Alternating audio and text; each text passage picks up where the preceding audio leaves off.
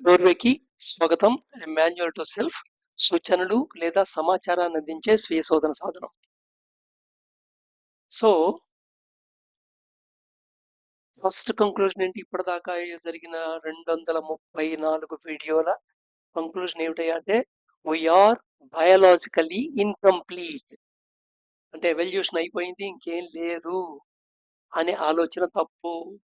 Evolution అనేది slow, gradual గా కొన్ని ఎటర్నిటీస్ పడుతుంది.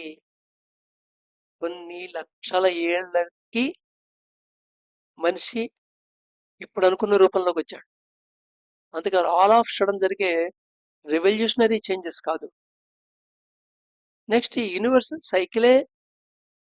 యూనివర్స్ అనేది ఒక పెద్ద cycle. Involution, evolution, involution, evolution, ఒక సైకిల్ కింద తీసుకోవాలి. ఇలా ఎస్యూమ్ చేసుకుంటేనే చాలా ద లాస్ గవర్నింగ్ యూనివర్స్ ఉన్నాయి. అంటే ఈ ప్రకృతి నియమాలు, వాటిని మనం ఎక్స్ప్లెయిన్ చేయగలుగుతాం ఆ మోడల్లో.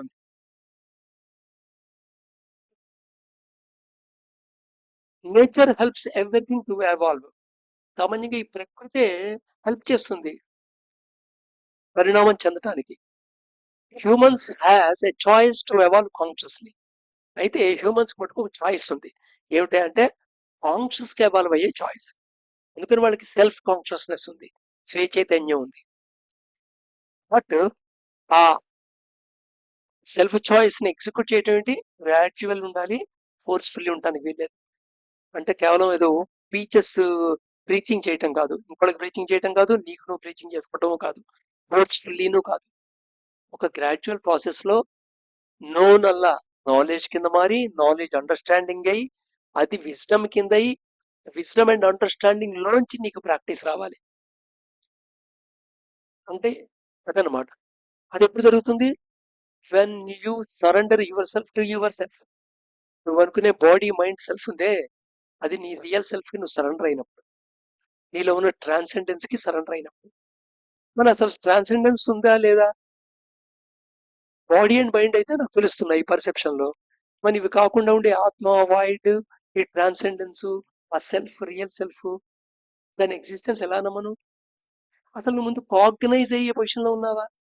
సెల్ఫ్ సిగ్నల్ ఇస్తోంది అనుకుందాం, ఆ సిగ్నల్ నువ్వు క్యాచ్ చేసి ఈ సిగ్నల్ ఉంది కాబట్టి అక్కడ సెల్ఫ్ ఉంది అని తెలుసుకునే అట్లీస్ట్ రిసెప్టివిటీలో ఉన్నావా? జస్ట్ లాజికల్ గా you may రికన్సిల్ with me. Logic, కొన్ని లాజిక్ పరంగా ఆలోచించి కరెక్టే సెల్ఫ్ ఉందని అనొచ్చేమో.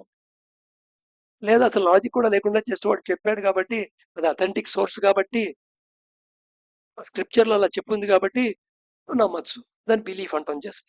బట్ ఇట్స్ నాట్ హంచ్ కదా.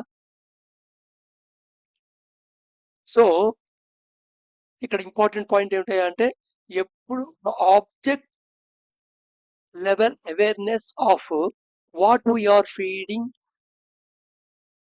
అనేది ఫస్ట్ ఇంపార్టెంట్. సో ఈ ఆబ్జెక్ట్ కి నువ్వేం ఫీడ్ చేస్తున్నావు, లోపల ఏ ఇన్ఫర్మేషన్ ఇస్తున్నావు, నీ ఎమోటివిటీని, సెన్స్ ఆఫ్ వైటాలిటీని సాటిస్ఫై చేసే ఫుడ్ పెడుతున్నావా, నీ యొక్క ఇంటిగ్రిటీని, ఇంటెలిజెన్స్ ని సాటిస్ఫై చేసే ఫుడ్ పెడుతున్నావా? నువ్వు ఎలాంటి దాంట్లో ఆబ్జెక్ట్ లెవెల్ అవేర్నెస్ ఉండాలి ఫస్ట్, ఏమి తీసుకుంటున్నావు లోపలికి అనేది. అలాగా నీకు ఏదైతే అక్కర్లేదో ఆబ్జెక్ట్ లెవెల్లో అవేర్నెస్, ఏదైతే ఇది అప్రోప్రియట్ సాధనం ఇచ్చిందో దానికి నాన్ అవైలబిలిటీ టెక్నిక్ ఫాలో అవ్వాలి. సాధ్యమంత వరకు నువ్వే అవైలబిలిటీ ఇస్తావు. టైం లేదు, టైం లేదు అంటావు, టైం లేకపోవడం కాదు. నువ్వు నాన్ అవైలబిలిటీ థింగ్స్ కి, నీకు నా అవేర్నెస్ పెంచని విషయాలన్నిటికీ నీ టైం వెచ్చిస్తుంటే నీ అవేర్నెస్ పెరగడానికి ఆయన వాటికి ఎబిలిటీ ఉండదు, టైం అవైలబిలిటీ ఉండదు, మైండ్ కూడా అప్పటికి ట్రైన్ అయిపోయి ఉంటుంది, అలసిపోయి ఉంటుంది. Thinking pattern, neuroplasticity. So thinking pattern repetition అవుతుంటుంది. అదే న్యూరోప్లాస్టిసిటీ వల్ల దాన్ని యూజ్ చేసుకుంటూ నీ యొక్క థింకింగ్ ఇన్స్ట్రుమెంట్ ని ముందు రెక్టిఫై చేసుకోవడం నీ బాధ్యత రీఎడ్యుకేషన్ ద్వారా. Sense organs levels, sense organ level ఎలా వర్క్ చేస్తావు? Sensitiveness increasing practices, sensitivity increasing practices ఉన్నాయి కదా, ప్రాక్టీసెస్ చేయాలి. Awareness, perception and interpretation.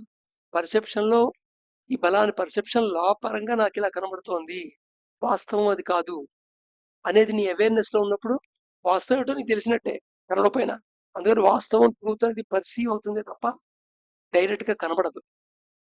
తప్పు తప్పని తెలుసుకున్న తర్వాత రైట్ అర్థమైపోతుంది అంతే. అందుకని కొన్ని డిఫైన్ చేసేప్పుడు ఏవి కాదో డిఫైన్ చేస్తారు, అది ఏమిటో డిఫైన్ చేయరు. ఇది కాదు ఇది కాదు ఇది కాదు ఇది కాదు అని డిఫైన్ చేస్తారు. సో ఇవేవి కాదో అది. నెక్స్ట్ డీకోడింగ్ ప్రాసెస్ లెవెల్ దగ్గర వర్క్ చేయటం.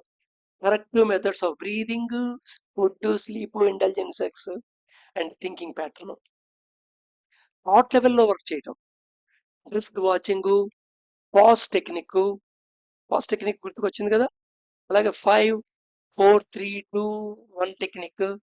5 చూడటం, 4 స్పర్శ జ్ఞానం తీసుకోవటం, 3 వాసన చూడటం, 3 వినటం, 2 వాసన చూడటం, 1 రుచి చూడటం. ఇవి అవైలబిలిటీ బట్టి ఆ సెన్సెస్ ఆర్గాన్స్ వాడే మటుకు అటు ఇటు మార్చవచ్చు. జనరల్ గా కామన్ ప్రాక్టీస్ రాసి చెప్పాను ఇక్కడ. నెక్స్ట్ జాగృతి ప్రాక్టీస్, అవేర్నెస్ ప్రాక్టీస్. అవేకిన్ ప్రాక్టీస్ ఎలా ఉంటుందంటే నువ్వు జనరల్ గా ప్రవర్తన రూపంలో ప్రవర్తన అయిపోయిన తర్వాత దాన్ని అవేర్నెస్ లోకి తెచ్చుకుంటావు. జనరల్ గా అది రెక్టిఫై చేసుకోవడం కానీ గిల్ట్ గా ఫీల్ అవడం కానీ అవుతుంటుంది. రెండింటి వల్ల ఉపయోగం.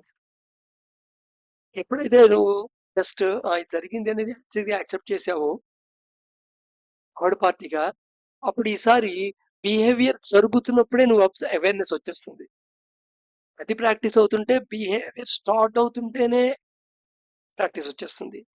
అప్పుడు థాట్ ఫామ్ ఎక్స్ప్రెస్ అవుతున్న టైంలో తెలిసిపోతుంది. తర్వాత థాట్ ఫామ్ అవుతున్నప్పుడు తెలుస్తుంది.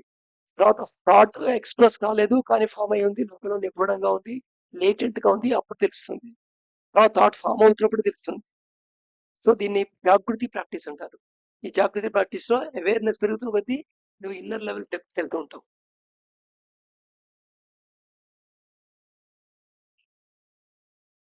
Next be in the moment. చాలా important be in the moment అనేది. ఈ క్షణంలో ఉండటం. ఈ క్షణంలో ఉండడానికి సెన్సెస్ వాడచ్చు, లేదా పాజ్ టెక్నిక్ వాడచ్చు,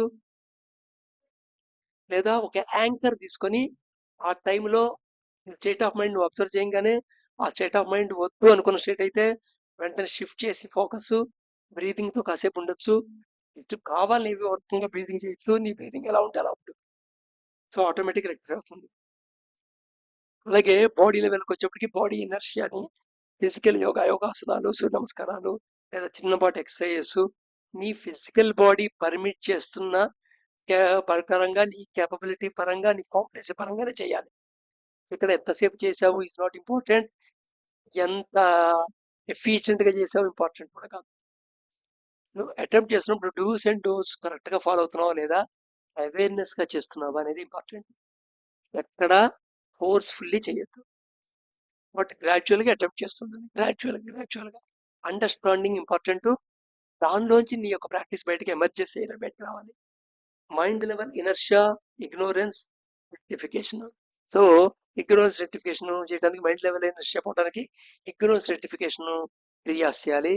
అది విషక్రియ కానీ, లేకపోతే I'm not body, I'm not the mind, miracle of mind practice కానీ, లేదా త్రూ నాలెడ్జ్ ఎక్విజిషన్ ద్వారా కానీ, నాలెడ్జ్ ఒక టాపిక్ తీసుకొని దాని మీద కంటెంప్లేట్ చేయడం ద్వారా కానీ, ఈ స్క్రిప్చర్స్ థర్డ్ పార్టీగా చదవాలి.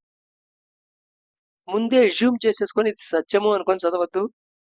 చదువుతున్నప్పుడు నీ మైండ్ లో ఉన్న చెత్తంతా అడ్డుపడి నీకు జస్ట్ ఉన్నది ఎలా గ్రహించగలవో అలా గ్రహించు. అదనమాట. So these are the things required. Now